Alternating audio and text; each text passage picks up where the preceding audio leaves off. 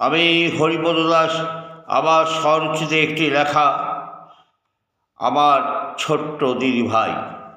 ত্রিভুবন আলো করে এলো আমার ঘরে, নাম দিয়েছি তুলতুলি, থাকে মায়ের কোলে। দিদিভাই দিদিভাই বলে ডাকি আমি, কোমল হাত দুখানি বাড়িয়ে দিয়ে নয়ন মেলে তাকিয়ে থাকে আমার প্রাণে।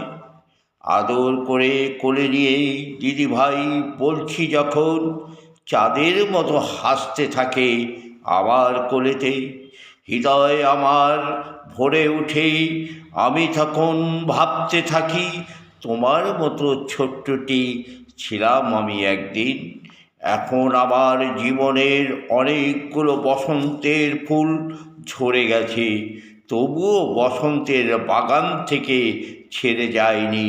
তাই তো আদরের দিদিভাই উদ্ভাসিত কৃষ্ণবর্ণ নয়নে খুঁজি পাই বেঁচে থাকা উন্মাদনা ছোট্ট দিদিভাইয়ের মুখপানে। নমস্কার।